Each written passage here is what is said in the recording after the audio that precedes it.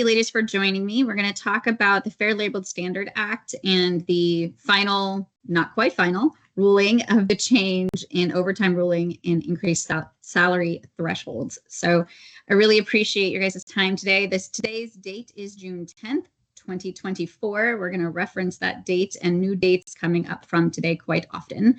So if you're watching this anytime soon after this, we'll let you know what you should be looking out for.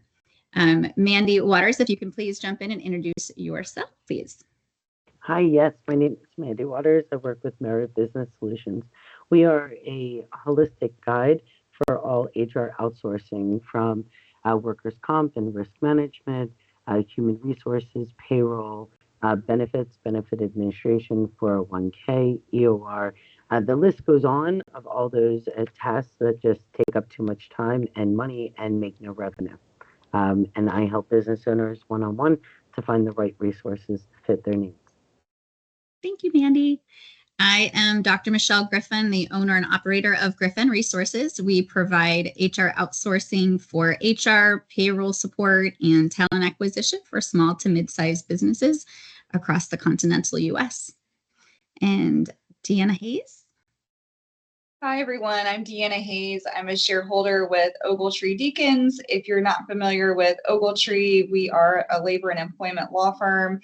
We help clients all throughout the country and internationally as well when it comes to employment law needs for employers and anyone that has employees and those issues. I'm based out of Tampa, Florida, and I'm board certified in labor and employment law by the Florida Bar. Thank you both so much for joining me today and giving us a valuable resource for our clients and other people that may need this advice and information. With that, I'm going to disclaim that this is not specifically legal advice. This is just our knowledge and information to help share what we currently know and what is upcoming in the law, changes we expect to happen in the law, and how this could potentially impact your business. Dee Ann, is there anything else we should say about our disclaimer? Just a reminder that things are moving quickly in this area. So if you are watching this after June 10th, as Michelle said, just make sure that you are aware if there have been any changes to what we're talking about today. So we're going to specifically focus on the FLSA ruling that has come out under the Fair Labor Standards Act to increase the minimum wage and overtime pay for executives, administrative, and professional employees. So some of the key changes that we definitely want to focus on is some of the standard salary levels and those dates that those are expected to change, and any kind of additional upcoming regular thresholds that are supposed to be kind of put into law. We'll see how that unfolds as well. So we'll have quite a bit more to keep up with that. There's two things that make someone salary versus hourly, or exempt versus non-exempt. So those are some words that are thrown out a lot, but have a lot of legal meaning behind them. So the non-exempt people means that they are not exempt from the law and they have to be paid hourly and paid overtime. If they are exempt, that means they are exempt from the law and they are allowed to be paid salary without being paid overtime. You have to match up to what is the salary threshold, and you have to match a duties test. And both of those things are what makes someone exempt or non-exempt. And so the new law, or the I don't know, Dee Ann, should I call it? It's not necessarily in law yet. There are challenges we want to talk about. So can I refer to it as a new law, or is there a preliminary term to use in the meantime? Yes, so it is the new law. So the law has been challenged, but as of today, there is no injunction issued. So as of right now, it is the new law and it is moving forward unless the court decides otherwise. Okay.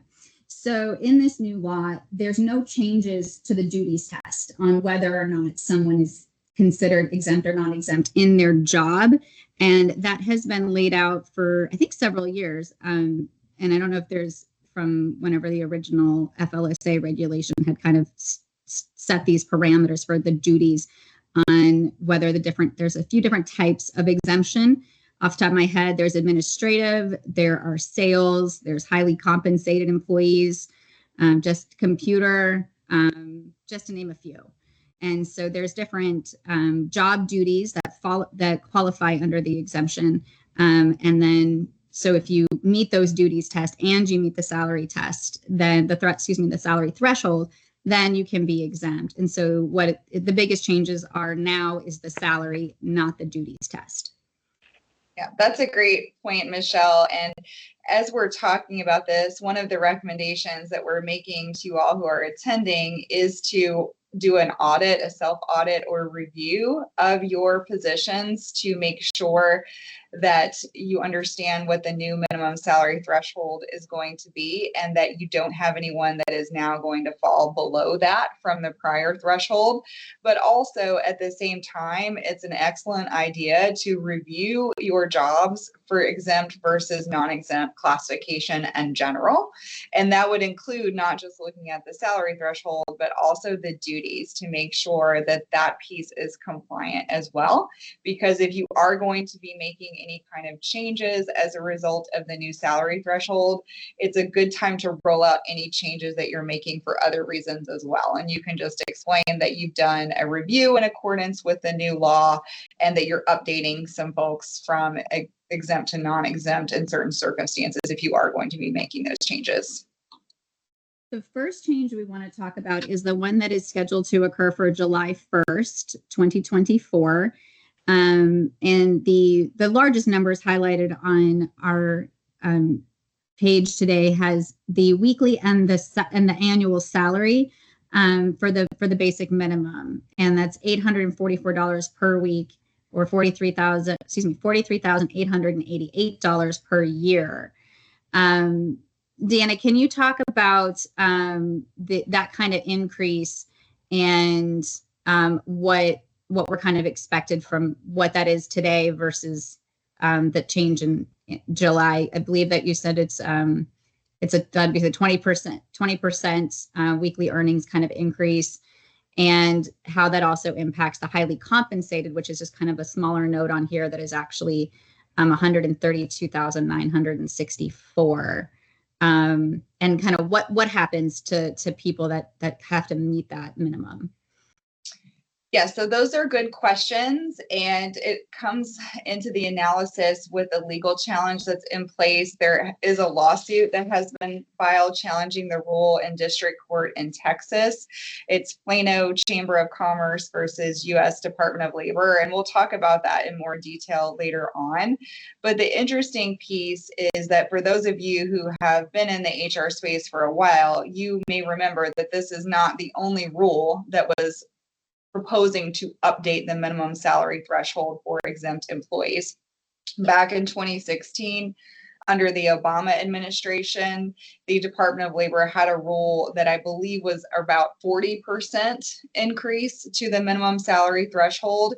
That rule was overturned by federal court in Texas, and it did not ultimately come into effect ever. So a lot of employers kind of scrambled back in 2016 to make changes, either raising people up to the new minimum, or potentially making people non-exempt, and then ultimately it didn't happen, right? But once you kind of made the change, most employers said, we're not going to unring the bell and we're just going to keep it as is.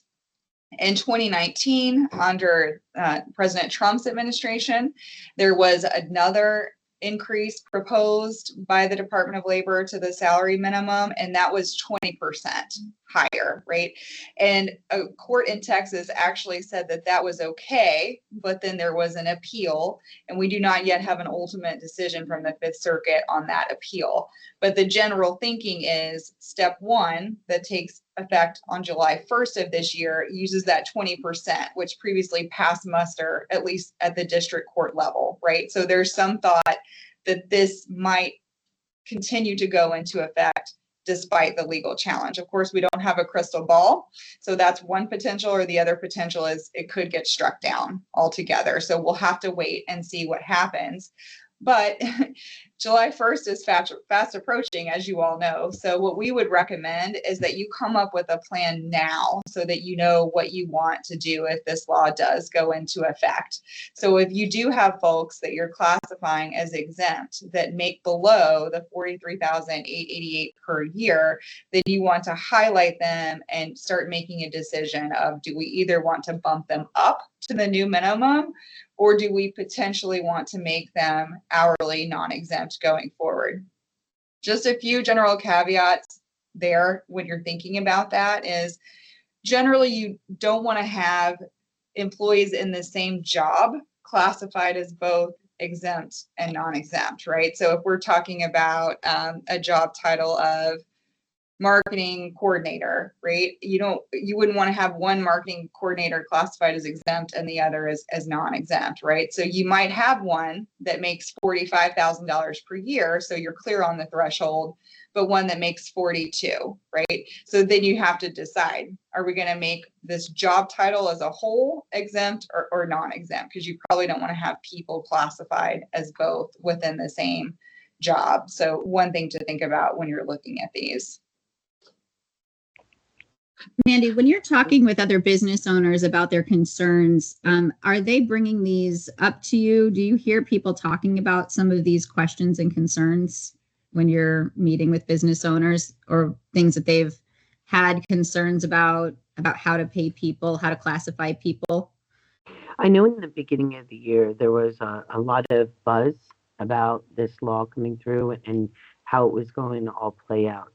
When this was passed, I know that there were quite a few business owners that just said, "Oh, well, it's going to be appealed." There's already people saying that this isn't going to happen, and then there's the business owners that are so lost in their day to day at work that they don't even know that it was a possibility. So I think this webinar in itself is beautiful because it's more informative than anything, just letting business owners know what's going on. And then from there, they need to make some changes. But that's one thing business owners don't like. They don't like change. So by showing this is positive, definitely.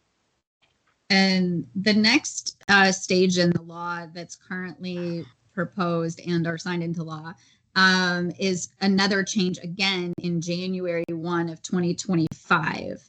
And so there's obviously a little more time for the courts to make decisions on the impact of these dates and these changes into law.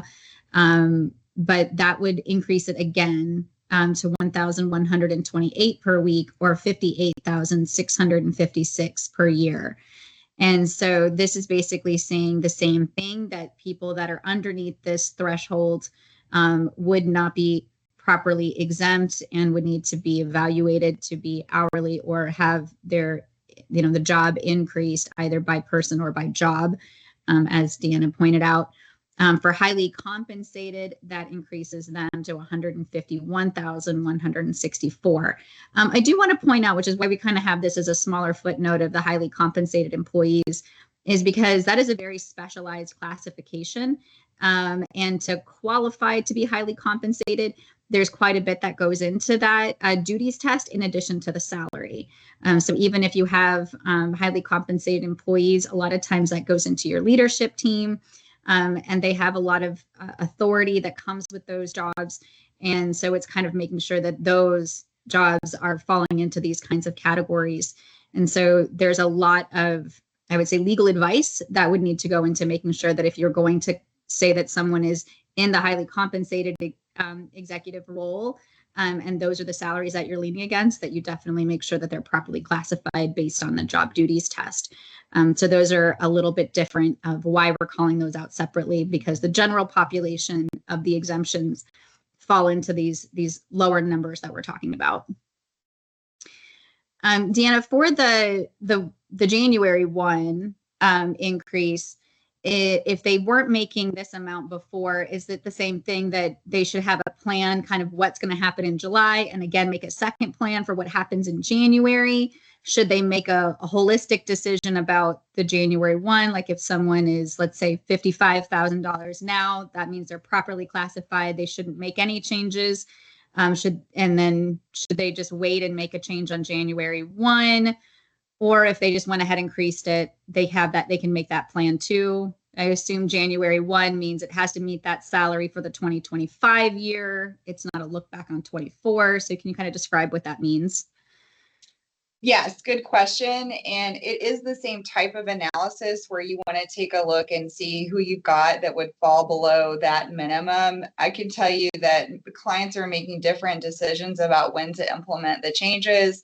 Some are taking a look now and deciding, well, we're just going to do a change once and we're going to go ahead and raise people up to the 58,656 if they're below. However, many clients that I've talked to are taking a two-step approach, just like the law takes a two-step approach, where first and immediately they're looking for those folks who fall below the first threshold that's set to take in effect in July 1st. And then they're taking a look at the second group. And many clients that I've seen have very few employees that are impacted by the first step, but many employees that are impacted by this January 1 number, because as you've got on your slide here, it's a huge increase from the prior threshold, right?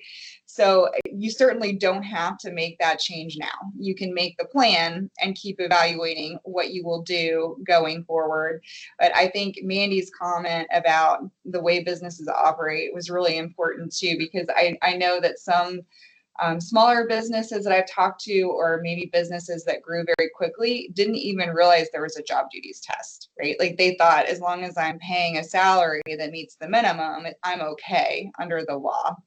So as a reminder, when you're looking at these roles, if you've got folks that are falling under these new minimums, really scrutinize the job duties as well to make sure that you've got people classified appropriately. And like Michelle said, with the highly compensated employees, it's a reduced job duties test, but you still have to meet at least one, right? So you want to make sure that you are complying with that bucket in addition to the minimum when you're taking a look at these jobs. Now, really quickly, Deanna, and I appreciate that. When I've had conversations with business owners in regards to the salary threshold, there have been a couple of questions that have come up, like if they're paying or contributing to their benefits. I have one company that pays full benefits for all their employees. Is that amount going towards their compensation? So that's a great question. And the answer is no when it comes to benefits. You can use up to 10% of non-discretionary payments that are typically bonus or commission to make up the difference if that gets you there by counting that additional 10%. And if it's the case where you have an employee that typically will meet that number because they perform well, and let's say that they don't perform well, right? And they don't earn the full 10%, so they're not quite to the minimum threshold, you can do a catch-up payment at the end of the year to get them there so that you're still compliant if you're relying on that to kind of make up the difference. Oh, nice. Okay. So, Deanna, can you talk about what this means for different kinds of jobs? So if it is a salesperson, that it's commission and that's more than 10% of their salary, or if it's, different types of roles that have different fluctuations in pay. For example, a CPA firm and teachers that are paid throughout the year and they continue to receive pay in the summer, even though it's kind of an extension of their pay. Versus, so their annual salary meets it, but maybe not the weekly, or in a CPA firm where they have increased numbers during the busy months and decreased in the summer or in their off seasons. What does that mean to those types of levels if it's the weekly duties or the weekly salary limit versus the annual and this 10% kind of bonus? What does that mean to those jobs? So that's a really good question because I think it's commonly misunderstood. So what this means is 10% of the total salary threshold minimum can be counted with these non-discretionary payments. So when we're talking about the July 1 threshold of $43,888 per year, I bad at math, so I just had to pull out my calculator here. So that means if the base salary is at least $39,499.20, but they're going to get the full $43,888 by the end of the year because they're getting extra money in bonus or commission or a combination of the two, then they're okay. So they're getting to that number for $43,888, not just by their base salary, but base salary plus 10%. That's coming from bonus or commissions. And you also raised another really good question about, well, what if you're in a job that has different hours of work expectations at different times of the year, such as a CPA firm and they're busy in tax season and they might expect employees to work 50 hours a week or 60 hours a week. Or, I work in a law firm. Sometimes we expect our attorneys to work more at different parts of the year. We're not changing their salary throughout the year. We're still paying them the same salary on a weekly or biweekly basis, however you're doing it at your company. And that amount is not being reduced because they are expected to work fewer hours at certain times of the year. And that's important because to meet the salary basis test, you shouldn't be making deductions from the salary based on the quantity or the quality of an exempt employee's work, right? You might bonus them, like if they do something over and above what they're expected to do, but you're not reducing their salary when they're working less. You could discipline them, of course, if they're not meeting expectations when it comes to performance. But that's a really important question because you can only make deductions from the salary in very limited circumstances. And that is not a new requirement. That's always been in place. So I kind of wanted to pull up this summary slide that it shows. Right now, this is current in what we have in place today for the per week minimum and the per year minimum, which is $604 and an annual salary of $35,568. And July 1 is the increase to $43,888 and $844 per week. The January 1 we were talking about is $58,656 or $1,128 per week. And then after July 1 of 2027, it says every 3 years they're expecting to do a base increase, I guess, of 35%. Wow, that was a lot. 35%. So is this something that we are expecting to just, the law would continue to have authority over every 3 years unless a new law is written kind of discussion that's happening now? Yes, so that's how the rule is currently written. And that's one of the challenges that's pointed to in the lawsuit against the new rule.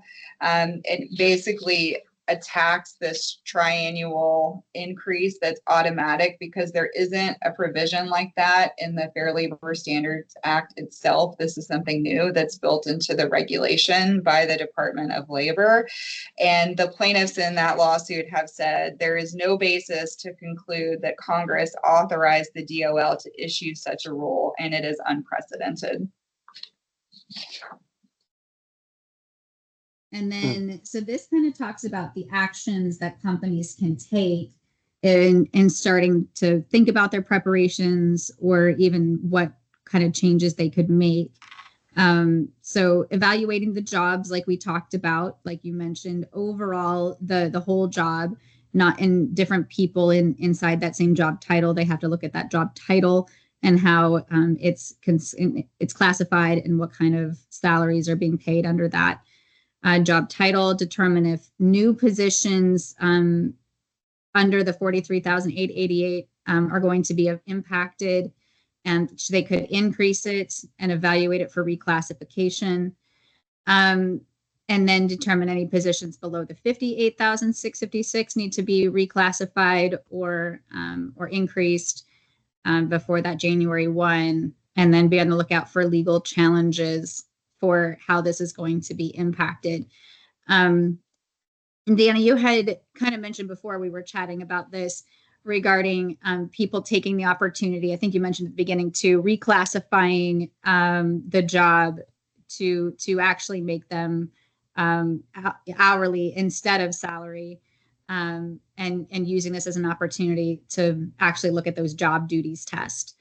And so if they did that, would you recommend that they do that July 1, January 1, or also a staged approach if they kind of looked at those and what actually goes into those job duties? I would recommend that if you do an audit and you identify that an error has been made in classification, you would want to correct that sooner rather than later, right? And so I would go ahead and once you identify an issue like that, make efforts to correct it.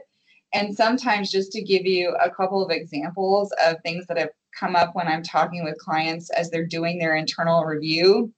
One, I had a client who had an analyst position, right? And they had one analyst position where they expected that person to work 50 hours a week. Now, again, they didn't reduce the salary when the person didn't work 50 hours a week, but that was generally the expectation.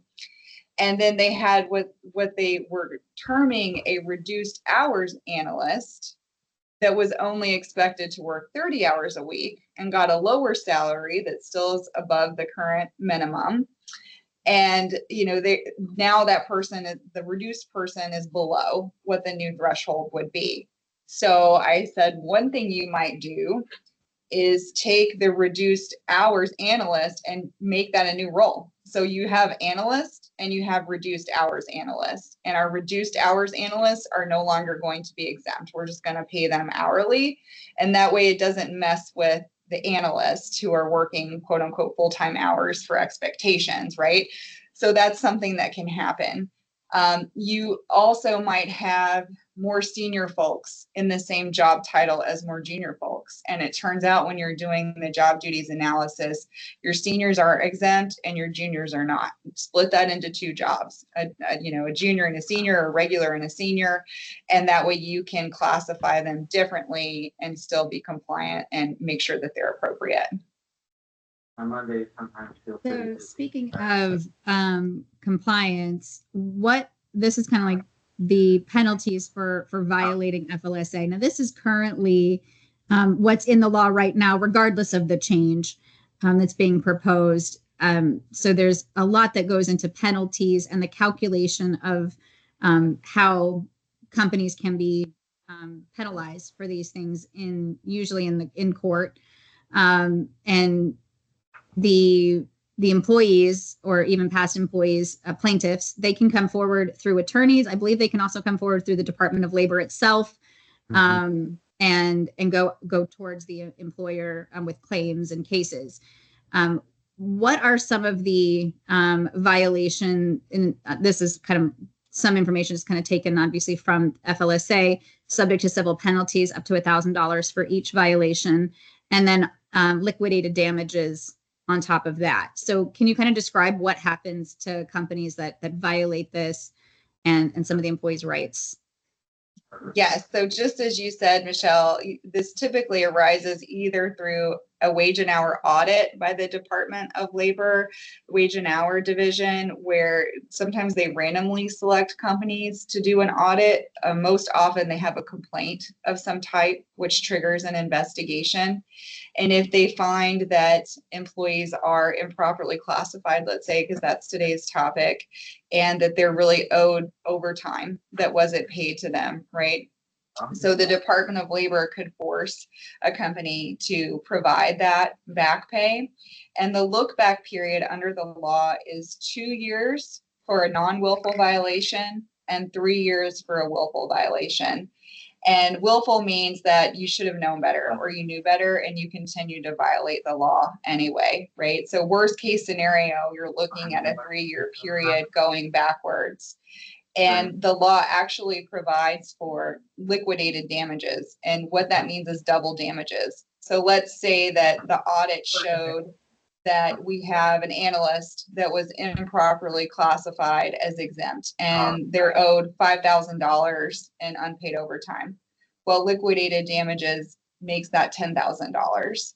And if they're represented by an attorney because they've gone to an attorney, gotten advice, you've gotten a threat letter, or there's actually a lawsuit filed, they're going to get all their attorney's fees covered as well. If the case goes to trial, that could be in the hundreds of thousands of dollars just for their attorney's fees. And the company typically has to hire its own attorney to defend them in that action. So these lawsuits can easily get into the millions of dollars in impact to a business, because typically it's not just one person, right? There's usually more than one person in a job title, right? So this is a very big area of potential liability for employers, and it's important to make sure that you've got your wage and hour policies in compliance. And then just before we wrap up, if you can kind of talk about what companies should be watching out for, what they should expect when it comes to the challenges against the law. So as you know, we've kind of talked about a little bit before, there is a challenge in place. We don't know how soon a decision will be issued. We don't know if it will be before July 1. Looking back to 2016, we got a decision, I think, like less than 2 days before the law was set to go into effect. There was a motion filed yesterday, I believe, where the plaintiffs have asked for the court to make a decision by the end of July, which again is past that date. And that puts employers in a really tough spot, right? Because you have to make the decision of how do we want to handle this in the meantime if the law does go forward, right? And I would think at a minimum, if you're not ready to pull the trigger and reclassify somebody as non-exempt, you should keep a record of the hours that they're working so that you can pay them any overtime that they might be owed if the law continues to go through, right? So definitely make a plan now, be ready to comply, know what your impact is. And that's another big consideration, right? In deciding whether to classify someone as exempt versus non-exempt. If you know they're not working overtime, like let's take that reduced analyst position we talked about, they shouldn't be working overtime most of the year because they're expected to work 30 hours a week, right? So maybe you go ahead and make that position hourly, and it shouldn't have a huge financial impact to the business because they're not working that overtime on a regular basis. So keep those practical implications in mind when you're looking at these jobs and deciding your plan. If a company does decide to make a change, let's say after late July, after a decision has been made or this court case is kind of put to rest and the law does move forward, can a company do a good faith effort to kind of back pay to July 1 when the law would have taken effect? Does that help them in any way? I think it does, in the sense that it would cut off and mitigate any damages that were incurred. However, it would still be a technical violation of the law. So that's important to keep in mind. And with these FLSA cases, the law actually says that you cannot waive your rights to minimum wage and overtime. So the only way you're going to get an ironclad, so to speak, settlement or release from an employee on this type of claim is if it's blessed by the Department of Labor or a court.